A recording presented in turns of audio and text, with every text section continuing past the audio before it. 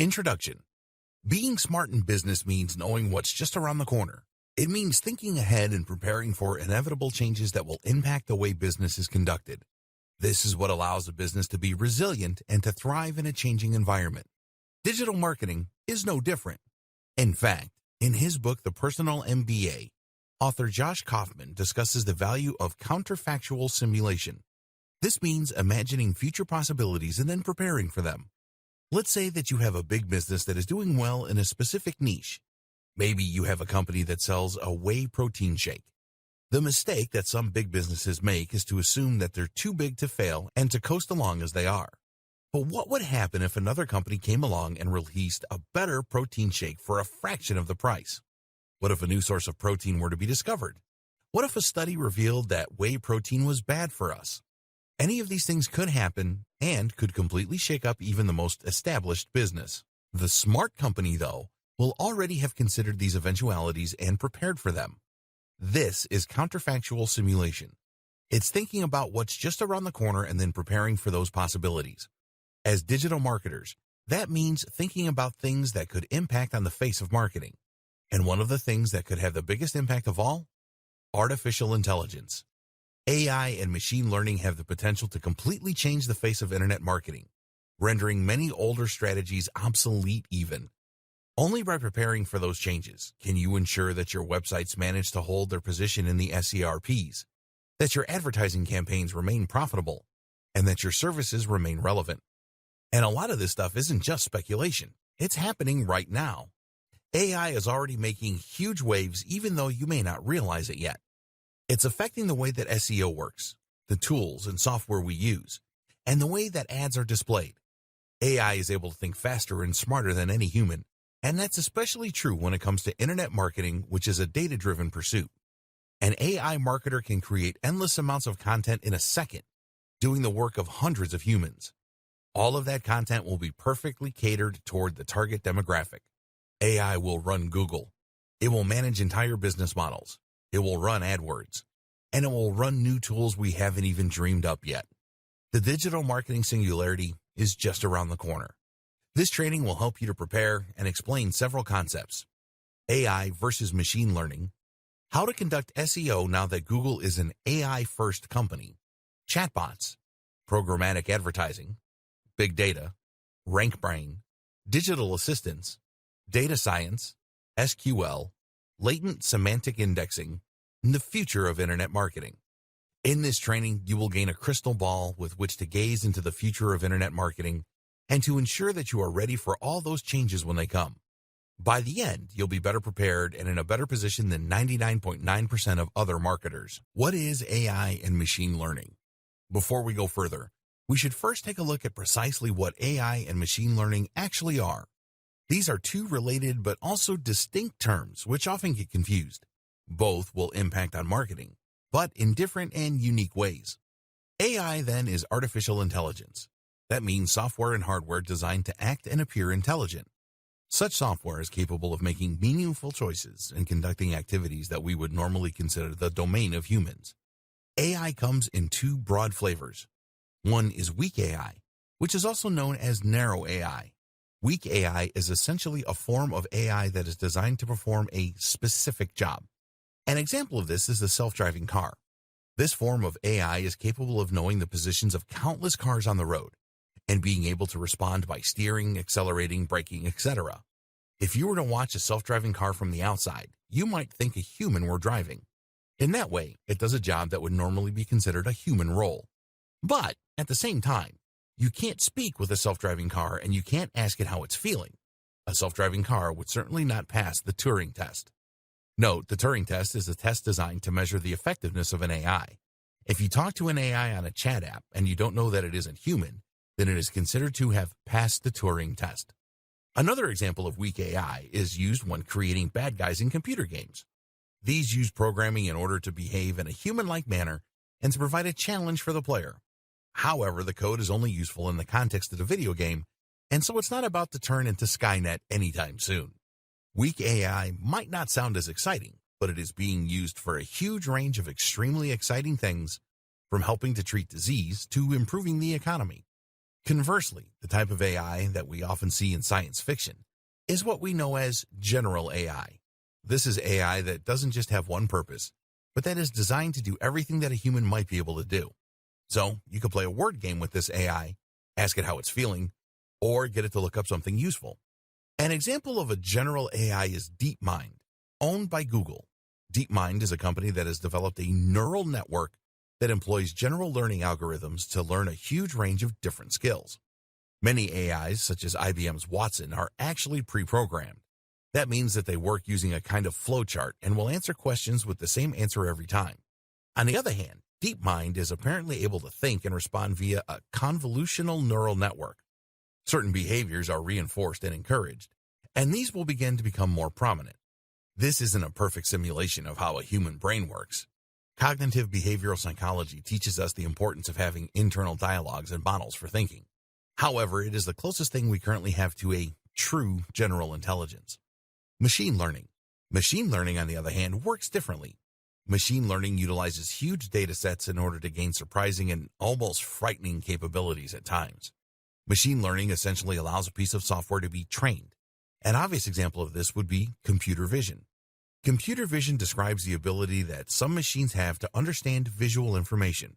An example is Google Lens, which can tell you what you're pointing your phone's camera at, whether that's a type of flower or a product you can buy in stores. Computer vision is necessary for self-driving cars to successfully navigate their environments and is used by apps like Snapchat, which use filters to change people's faces. How do these work? By looking at thousands and thousands of pictures of every type of object. While the machine learning algorithm will never understand what it is looking at, it can look for patterns in the data, which will then be used to identify those objects in the future. For example, it might notice that faces are typically oval in shape, with a dark patch of hair on top. It then knows that if it sees an oval shape with a dark patch at the top, it's possibly looking at a face. Machine learning has huge potential in just about every field. In the future, it can be used to diagnose diseases more accurately than a human doctor, to advise on financial decisions, to identify fraudulent bank transfers, and much more. All of this has huge potential implications for internet marketing, and that's what we'll be exploring in the following videos. How to future-proof your marketing. Over the course of this training, we've examined a large number of different types of AI and machine learning in the context of digital marketing. The objective of all this has been to help you better prepare for the future. You know that you should start collecting as much data as possible right now, that you need to add schema markups to your site, that you should be using LSI, that you could benefit from a chatbot.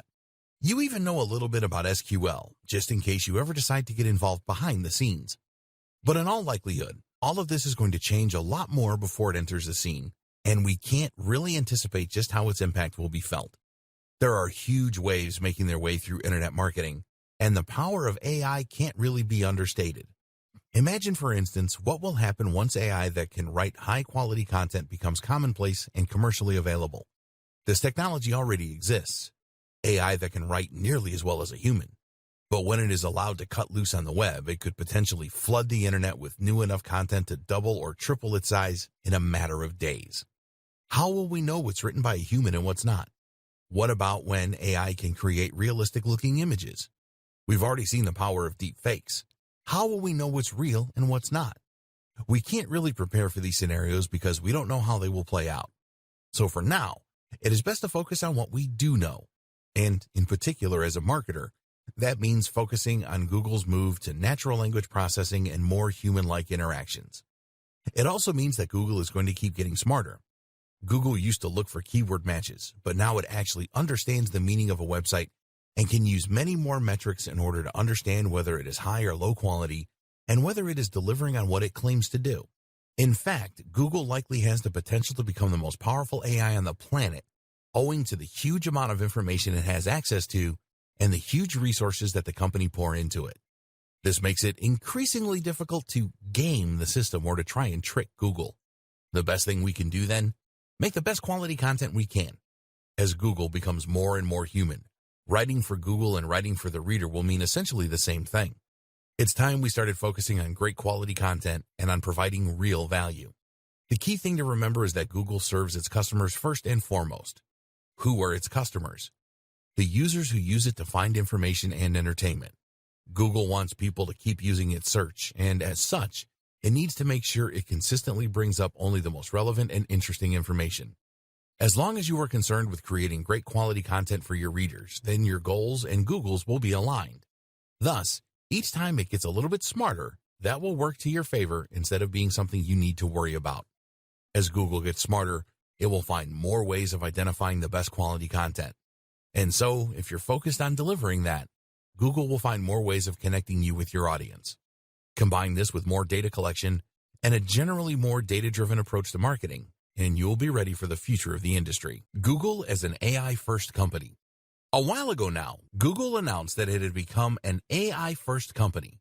While that may sound like meaningless marketing babble, the truth is that this determination actually has huge potential repercussions for marketers, businesses, and SEO. Firstly, what does Google mean by this? Meet the new, smarter Google. You might think of Google as a search-first company. The first product that Google provided was a search engine, and that is still what most of us associate with the company. Traditionally, Google's search engine did not work much like an AI. Rather, search worked by attempting to match search terms with the content in an article. This is why the advice for SEOs was to insert lots of key phrases into their articles so that Google's spiders could read that content and quickly identify that it would be a good match for what the person was searching for. As we all know, this didn't work out perfectly for Google. Lots of unscrupulous marketers abused the system by inserting hundreds of search terms into every article, which in turn meant that content Google would show to the user would be garbled and unreadable. That's why, over time, Google has begun to work more and more like an AI. Now, Google no longer attempts to look for exact keyword matches. Instead, Google tries to answer questions that you ask it. It does this by trying to understand what the user is looking for along with the context, and then to provide relevant answers through its search. RankBrain. Google is able to do this through machine learning. Specifically, it uses a form of natural language processing, which Google refers to as RankBrain. RankBrain is at least partly responsible for helping Google to cope with phrases and words that it hasn't seen before.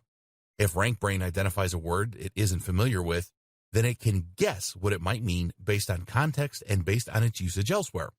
This helps Google to deal with unusual searches that it hasn't seen before without simply matching search terms to content in articles. Search queries are turned into word vectors called distributed representation. These are words and phrases that are close to each other in meaning and context. RankBrain will then try to map the query into words it understands or clusters of similar words. From there, it insinuates what the searcher actually means and is looking for and provides results on that basis. RankBrain also understands the relationships between words and the way that they work together.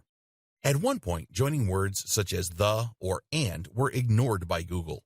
Now, Google understands the importance of these phrases and the way in which they impact on the intent of the user. Like all the best machine learning algorithms, RankBrain attempts to improve over time and adapt to users. It can see which results get clicked the most and thereby know when it is doing well and when it is getting things wrong. As such, it is able to improve search results for any given keyword quickly through algorithmic testing, which is helping to weed out low-quality content that attempts to game the system. RankBrain works using a Tensor Processing Unit, TPU, which is an AI-specific piece of hardware stored in Google's data centers. This is a specific chip that is better able to handle the specific challenges of machine learning tasks. Google's further plans. Over the past few years, Google may have seemingly diversified. It now makes smartphones, it now makes self-driving cars, and it now makes apps like Google Lens. But at the heart of all these initiatives is some form of AI or machine learning.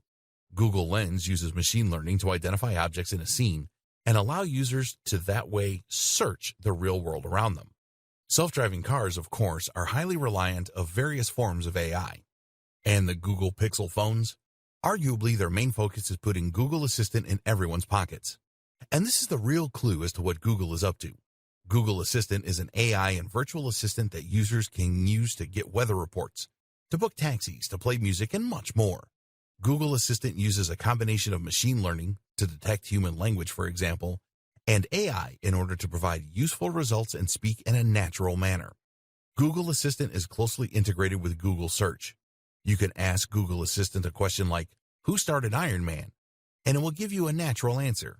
It does this by first using machine learning to turn your speech into a string, then by using Google search in order to look up useful answers, which involves machine learning in the form of RankBrain, then by using narrow AI to extract the most useful answers from the best web pages, and then by using another form of narrow AI to provide the response in a natural-sounding manner, which is designed to appear like general AI.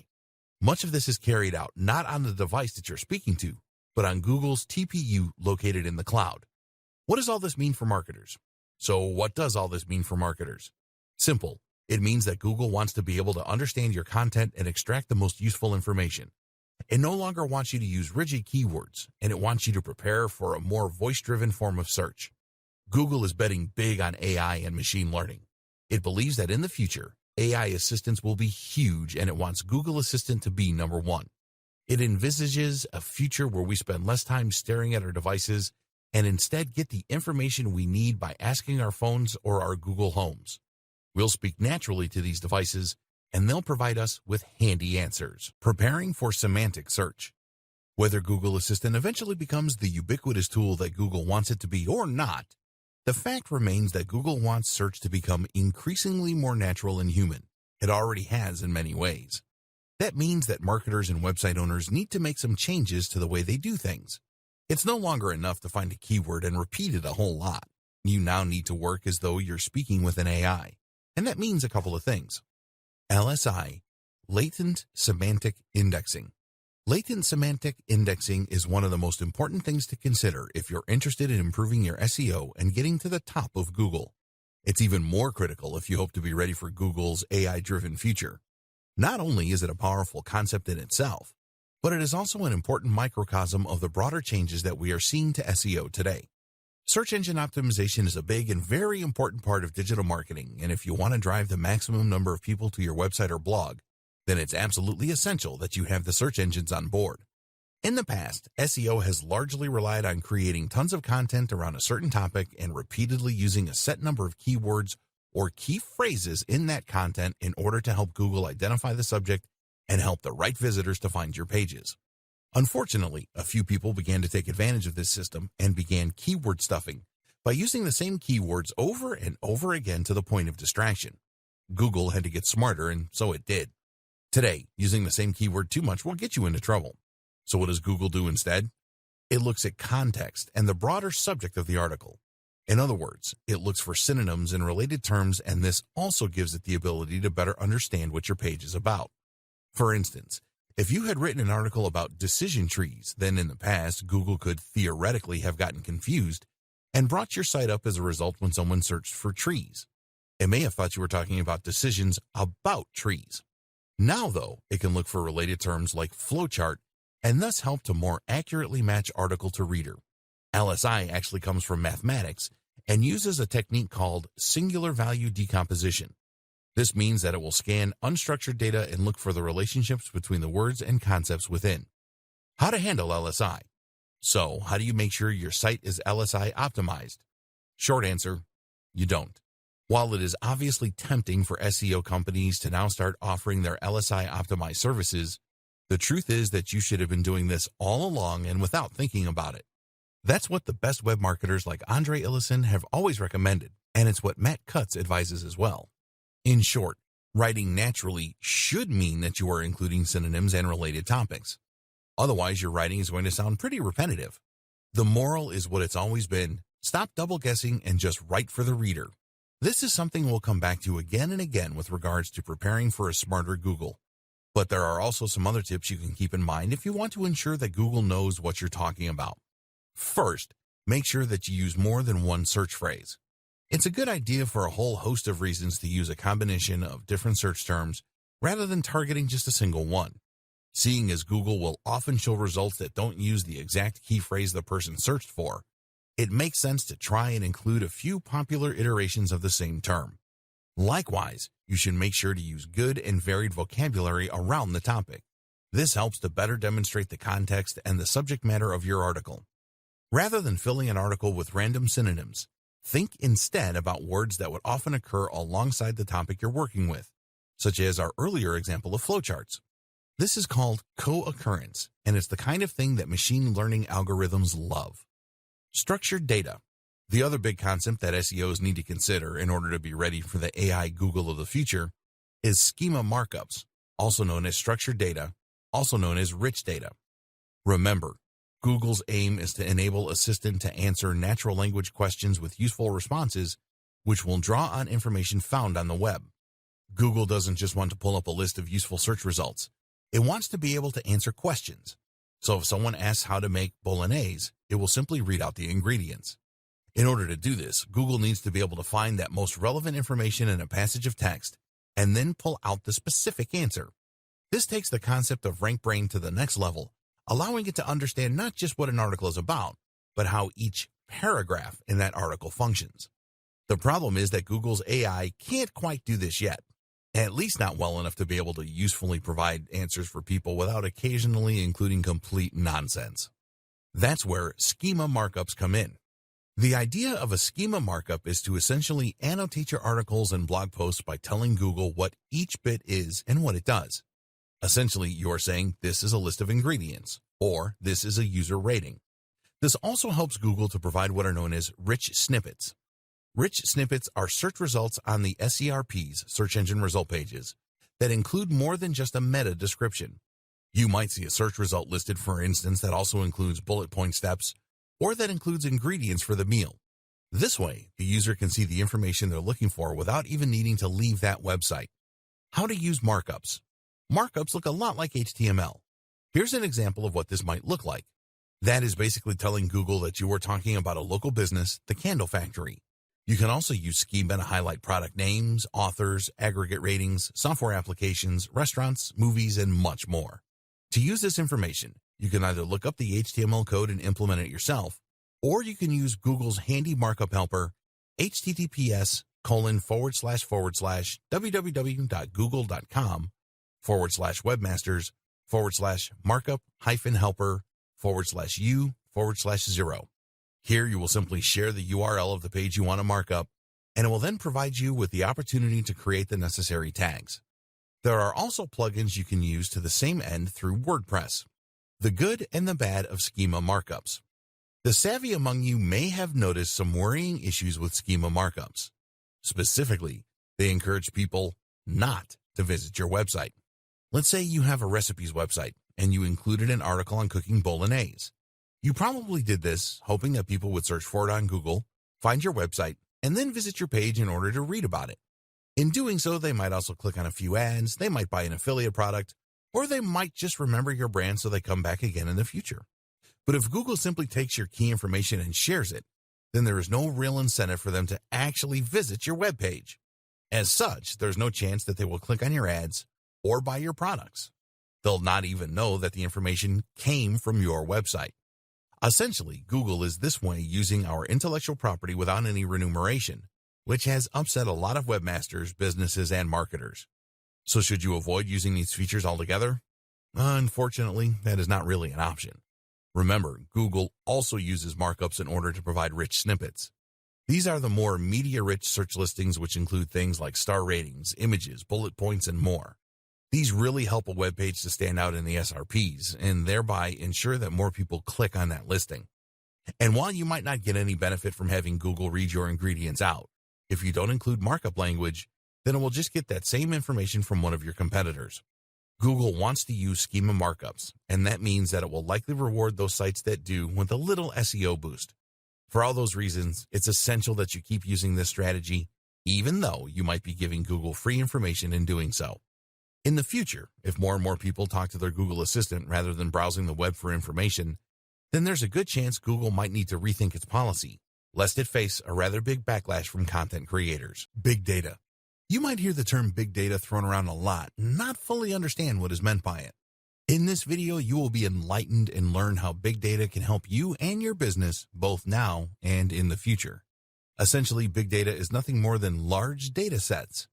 These large data sets are increasingly common online, seeing as everything online is easy to measure and document. If you think about a company like Google, it has immense data sets that it works from, describing the search history of billions of users. But even a standard website that gets 1,000 visitors a day will work with huge amounts of information. A website will naturally record each of those visits and will also store data about each one, such as the country of origin and the length of time spent on the site. In a few weeks, this data will likely crash a lot of spreadsheet software. The reason that big data is featured in so many discussions is that it is very difficult to handle. Making sense of such huge amounts of information requires a lot of smart math, while simply storing and handling that kind of data requires a lot of storage and computational power. But the potential value of big data is also absolutely huge. Big data provides patterns and insights that you simply can't get by observing a few users. This is essentially how machine learning works, by looking for patterns in massive data sets. The difference is that this is being leveraged in a slightly different way. Predictive modeling. Predictive modeling is a process that involves data mining and probability to forecast potential future outcomes. A model is created using a number of predictors. Predictors are variables that are thought to influence future results. Once data is collected for these predictors, a statistical model can be created. That might use a simple linear equation, or it might use complex neural networks. Either way, statistical analysis can then be used in order to make predictions about how things are likely to go in the future.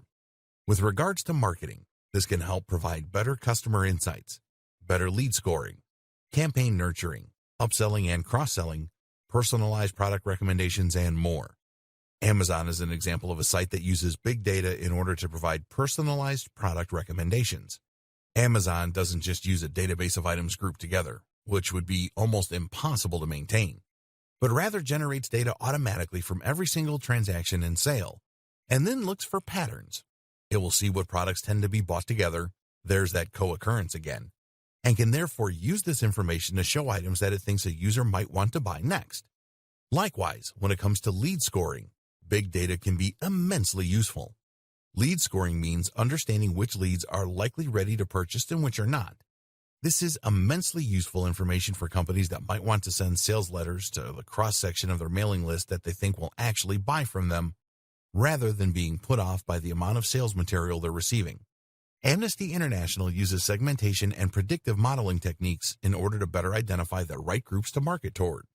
By collecting data and then looking at what that data reveals about the kinds of people who donate, Amnesty International knows who it should be targeting with its ads, how much they are likely to spend, and how they're likely to do it. Any charity can benefit from this kind of data analysis, as can any business. Collecting big data. If you want to start collecting data for your business, there are a wide number of plugins and tools you can use to do so. You should find that a lot of tools, such as Google Analytics, will allow you to export massive amounts of data in order to work on. You can then choose to use this information yourself or outsource it to a data science organization that can use that information to provide valuable, useful insights. Another good idea to prepare yourself for the future is to allow users to create profiles. By doing this, you can collect much more data on individual users and in future provide better recommendations on an individual basis too. This is something that stores have been doing for decades with loyalty cards. But of course, the digital nature of selling online creates even more potential opportunities. Computer vision. As mentioned, computer vision is the ability for machines and computers to see by learning from huge data sets and machine learning. By observing countless images, a machine can learn to identify images in an object or to navigate an environment without crashing into things. What does this mean for the future of SEO? One big thing, and one thing that you should make sure that you are ready for, is that Google will likely start paying more attention to images on websites. Traditionally, we've been told to avoid using images for things like site names. Why? Because Google can't read an image, and therefore we won't get any SEO benefit from that. But Google does have software that can read text from an image. This is called OCR, Optical Character Recognition. And if you want to see just how good it is, try pointing Google Translate at a foreign language and see it appear in your native tongue in real time. If Google can do this, then it's only a matter of time before it starts reading the text in your images to see if they back up the niche and key phrase that you are targeting with your website. Likewise, seeing as facial recognition is already a big deal when it comes to security and Facebook, it is probably only a matter of time before Google starts using that too.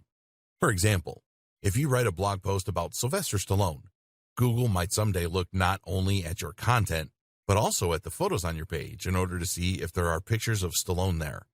Google Images might one day not be reliant on surrounding text at all, but might instead base its results purely on what it sees in the image and whether this lines up with what you're searching for. Issues like image quality are also likely to play a big role in the future. Google might opt not to recommend your web page if it thinks the imagery on there is poorly chosen and out of place. So what can you do to prepare? For now, the closest thing to communicating with Google via images is the use of markup language and/or file names and alt tags. Using alt tags to describe images can help Google to know what they represent and therefore to better decide if your site is relevant for a particular user. Meanwhile, make sure that all the imagery you are using is relevant and high quality. Advertising. At its core, machine learning is about evolving. It's about getting more and more data to the point that it can make more accurate assertions. While face detection in images might start out poor, the system evolves and learns to the point where it becomes more accurate than a human. Imagine if you could turn that power to advertising. Imagine if you could show precisely right advertisements to precisely the right people at precisely the right times. Imagine if your advertising campaign evolved to get more and more specific, so that an increasingly large number of viewers clicked on the ads and bought your products. The longer the campaign ran, the more your profits would increase and the less you'd spend on ineffectual ads. That is precisely how programmatic advertising works, and you can start using it right now. What is programmatic advertising?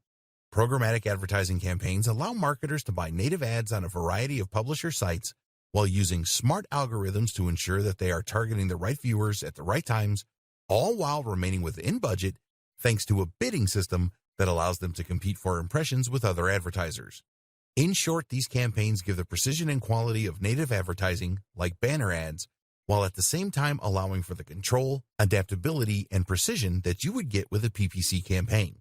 The net result is ads appearing on the sites of carefully selected publishers, but only when and if they are likely to yield the best results.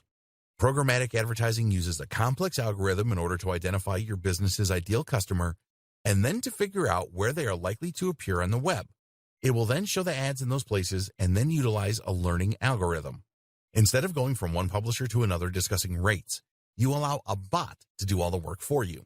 More importantly, though, this means that you won't waste money on an ad slot that no one looks at.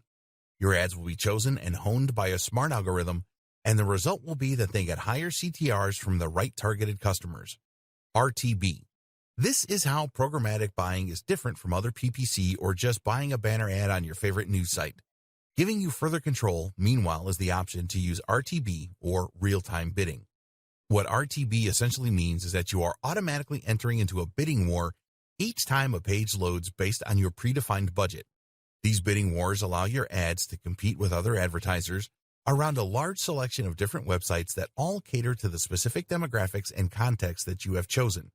In other words, you will define that you want to target sports sites catering to an audience of males in their 20s to 40s, and from there your ads will appear across a selection of those websites, which you can still curate in some cases if you wish, based on the outcome of each little bid. This allows you to target your audience across a range of different sites and to avoid paying too much to do so. On the other hand, direct buying is essentially a bulk order of impressions from a specific website or websites such as ESPN. You can still filter your impressions by a range of factors such as location or browser, but essentially you will be targeting a specific site and securing a place on that precise spot.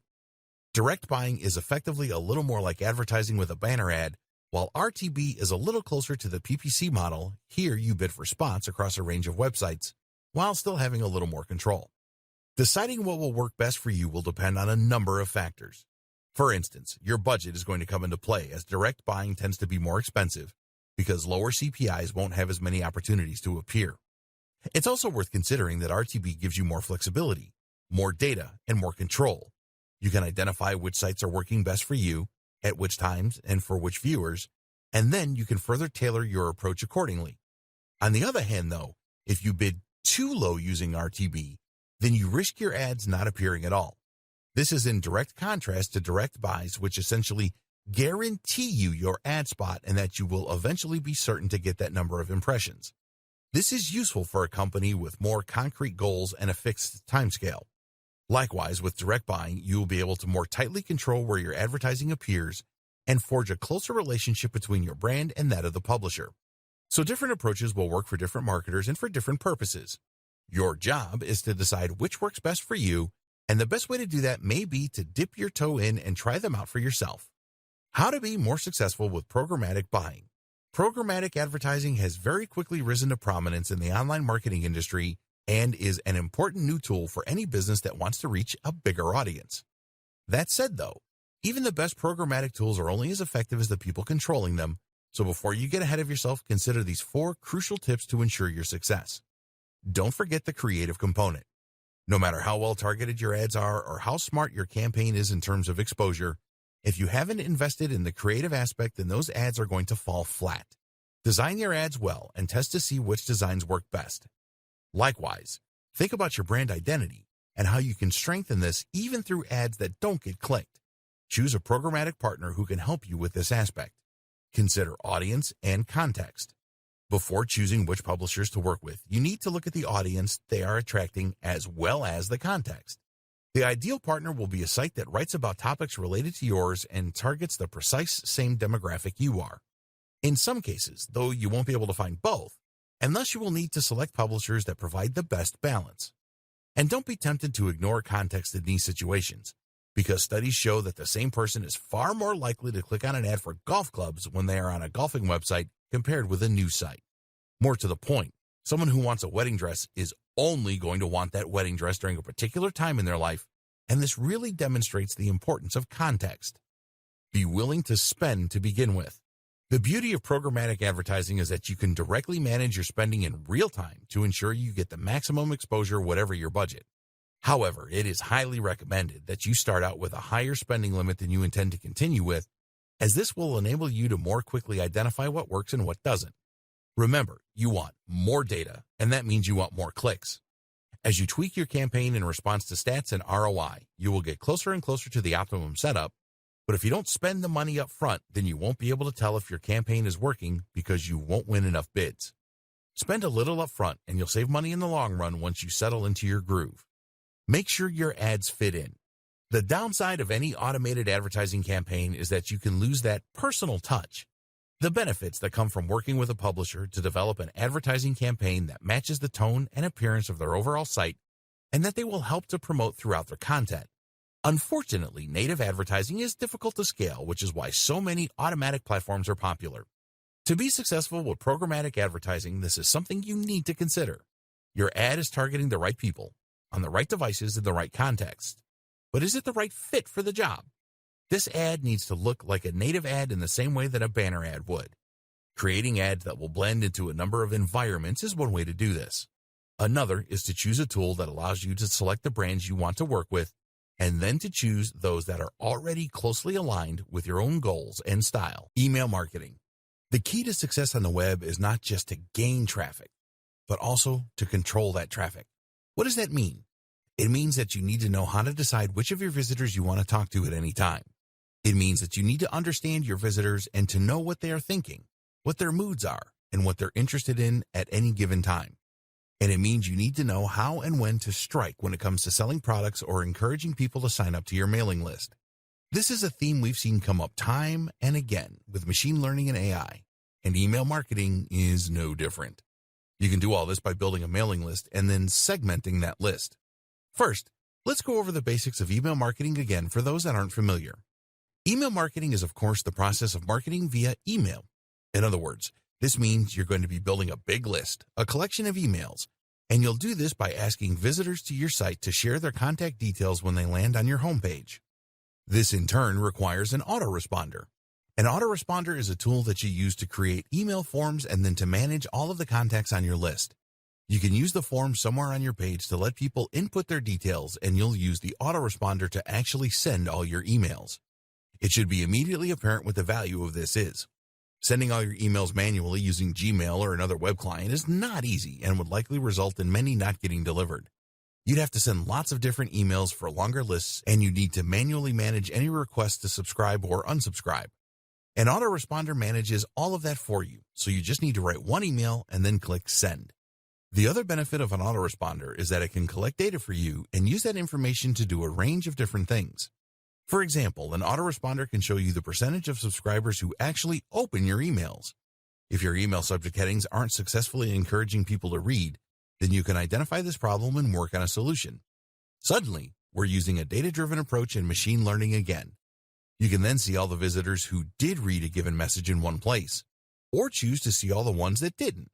You can see the open rate for different individual visitors, and you organize your list by different factors. That's another handy thing about using an autoresponder.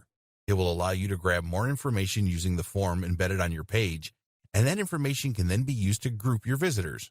Want to just message the men? Go for it. Want to just message the people over 30? You can do that too. Or how about having multiple different mailing lists for different brands, or even for different products? All of this can be accomplished using just a single autoresponder. And of course, this kind of control and automation opens up all sorts of possibilities when it comes to AI and machine learning for marketers. Lead warmth and email segmentation. The true power of all this information comes from being able to use that data in order to pick and choose who your messages go to. For instance, you can decide that you want to send an email only to people who fall into particular categories. What we're interested in to begin with is sending emails based on engagement, retention, and lead warmth. A lead is anyone who has shown some kind of interest in buying from you. That means that anyone who has signed up to your mailing list can be considered a lead because they have demonstrated an interest simply by doing this. But at the same time, a lead is also anyone who visits your site or who takes your card. This is a cold lead, whereas someone who actually gives you their contact details is a warm lead. Leads get warmer the more interest they show in what you do and what you're selling. And the warmer a lead is, the more likely they are to buy from you. In fact, this is the true and most useful purpose of having a mailing list to begin with. It allows you to take your ice-cold leads and turn them into warm leads and then paying customers. I always liken this to asking for someone's phone number. If you were just to walk up to someone in a club and ask for their number, they'd likely just tell you to go away. Why would they give you their number when they know nothing about you and have shown no interest in you? First, you need to chat to them and let them get to know you. If they look at you and smile, they're a cold lead. If they respond to your witty banter and tell you their name, they're a warm lead. If they've kissed you or let you buy them a drink, they're a hot lead. And once they're hot, you can ask for their number. This is all about timing. Time this wrong, and they're not going to give you their number because you haven't laid the groundwork. The exact same thing is true with internet marketing. If someone visits your site and you tell them right away to buy your product, they won't. Why would they? You haven't given them any reason to trust you. You haven't told them anything about you. They don't know much about the product. Ask them to hand over their email after a few blog posts, though, and you can gently start to increase engagement. This is then when you wow them with all your information and all your knowledge. You entertain them a little, and you let them get to know you. If they don't open your emails, that's the equivalent of giving you the cold shoulder. That's like the girl or guy in the club that isn't laughing at your jokes and keeps looking away. If you try and sell to them now, you become spam and you get deleted. And they never return to your website. But if they open your emails, you know you're in with a shot.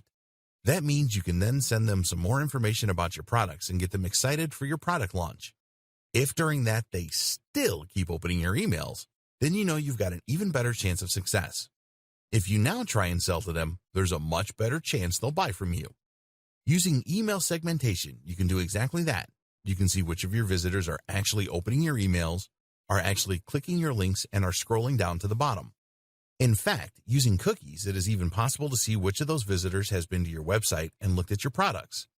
You can see who has hovered on your products and been tempted to click buy. Email segmentation combined with machine learning. If you have been paying close attention, then you might already have figured out where this is going. Remember when we discussed big data? We said that you could use predictive analytics in order to better rate leads. This is where things could get really interesting for the autoresponders of the future. Imagine if your autoresponder not only segmented your audience and looked at the open rates and engagement, but if it could look for trends across huge data sets. In other words, what if your autoresponder recorded every single person who bought from you and assessed what actions they usually took first? This would allow that machine learning algorithm to better spot when a user is behaving like someone ready to buy and to send them a message tailored to encourage that purchase. This could be combined with smart recommendations in order to improve their likelihood of buying even more. This is already being used by some big brands, so it's only a matter of time until more of us get access to this same amount of precision. Tips marketers can follow now. For any of that to work, you also need to make sure that people are signing up to your mailing list in the first place. Again, this will help us to prepare for the AI-powered future. There are a few ways you can encourage this. Firstly, Make sure that you show your mailing list wherever you can. At the very least, that should mean that your mailing list is shown at the bottom of your post. At the same time, though, you can also place this in the sidebar so that your list is visible on every page of your site. Another tip is to make sure that you draw attention to it. A mistake a lot of people make is to create their mailing list and then just hope that people see it. Far more effective is to occasionally tell people about it and to explain in your post why it's a good opportunity and why people should be excited to sign up. Here's the thing, though, you should always be honest. The aim of a mailing list is not to grow it as much as you possibly can. Instead, the aim is to grow it as much as you can with only highly targeted visitors. If your visitors have no interest in what you're offering through your list, then you will just frustrate them and effectively be spamming. Chatbots. Chatbots are an increasingly popular tool for marketers, business owners, and webmasters. So what is a chatbot? Essentially, a chatbot is a minuscule AI that will normally live on a website and will which then be able to answer questions and engage in basic conversation. Very often, chatbots are used in customer service. This way, a website can answer commonly asked questions and significantly lighten the load on its customer service team. The company can provide the support it wants to for its buyers without spending a huge amount on extra members of staff and call centers. But a chatbot can be much more than just customer support. Chatbots are just as effective in marketing and can be extremely effective at increasing sales and profits. Chatbots are particularly effective at kickstarting a sales process by welcoming visitors to a website and asking them what they're looking for. Instead of relying on UX to try and guide the visitor to the right part of the page, a chatbot can instead simply ask what they are hoping to buy and then take them to that page.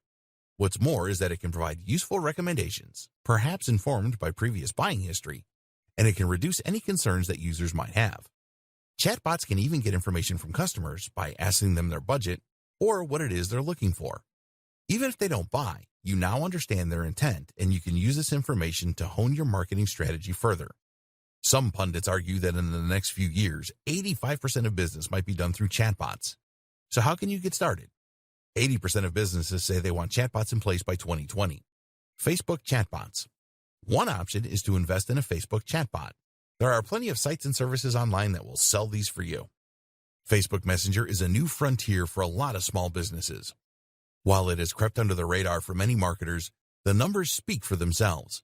Facebook Messenger is currently used by over 1.2 billion people. That's 11% of the entire human population. And what makes Messenger even more powerful is that it can be embedded into your website. Over 20 million pages use messaging, and that number is growing.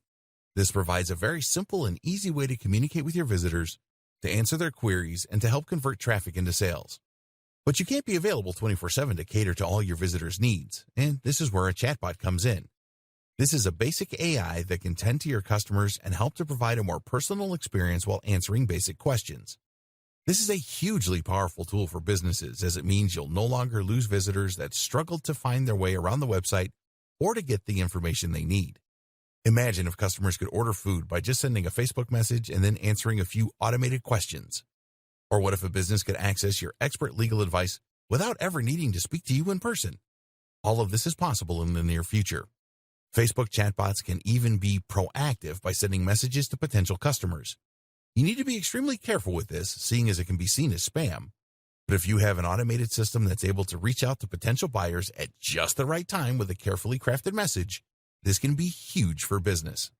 Other types of chatbot. Of course, not all chatbots are Facebook chatbots. There are many other ways to implement chatbots into a website, from creating them from scratch using homemade software, to using them to respond to emails or SMS. Developing your AI skills using SQL.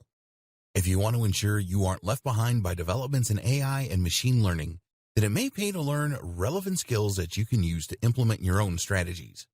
At least by understanding the tools used in AI and machine learning, you will be able to navigate these new horizons and make smarter decisions for your business.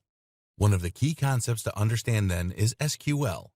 SQL stands for Structured Query Language and is a declarative language that is used to store and retrieve information from a database. If that sounds like gobbledygook, it basically provides a set of commands you can use to manipulate large data sets. SQL is crucial for data science and machine learning. It takes a number of forms, such as MySQL, SQL Server, and SQLite. Each uses a slightly different dialect to achieve the same thing: interact with relational databases. Relational databases consist of numerous tables like you see in Excel, with columns and rows. So if you had a lot of visitors to your website, you might fill out their data across rows such as name, age, contact details, etc. Pull out any given visitor, and it will bring their details up so that you're ready to call them and market to them. SQL then allows you to do things like creating whole new tables or inserting new rows, columns, or cells. You can do this with simple commands like create table and insert into. To make a new database, you first need to use a command to make it, and from there, you can then begin inserting tables like so. One of the most powerful commands is something called select, which allows you to retrieve information across one or more tables. For instance, you can use this to get the details of anyone over a certain age, like so. Group by is a command that lets you group results according to certain conditions. Cursors let us move through sets of data and make changes. While this all might seem quite simple, combined with huge amounts of data, these simple commands can yield fascinating results and be extremely useful in informing future decisions. This is essential how machine learning works. And if you ever want to work as a data scientist to employ big data solutions or machine learning applications, this is what you will need to know.